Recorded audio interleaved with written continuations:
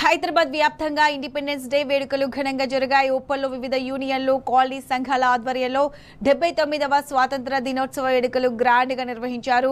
ఈ కార్యక్రమానికి ముఖ్య అతిథిగా బీఆర్ఎస్ నేత, కేబుల్ ఆపరేటర్ నెర్దం భాస్కర్ గౌడ్ హాజరై త్రివర్ణ పతాకాన్ని ఆవిష్కరించి జాతీయ గీతాన్ని ఆలపించారు. అనంతరం ప్రజలందరికీ స్వాతంత్ర దినోత్సవ శుభాకాంక్షలు తెలిపారు.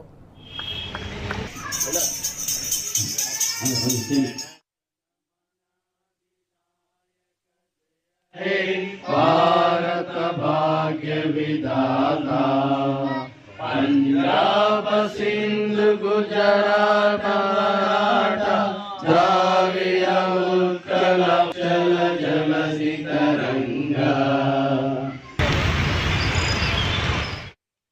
పండుగలు మతాలకు కులాలకు అతీతంగా ఉంటాయి, కానీ ఈ పండుగ భారతీయులుగా చేసుకునే గొప్ప పండుగ కాబట్టి ఈ పండుగని మనందరూ కూడా ఇంతమందిగా జరుపుకోవడం చాలా సంతోషం.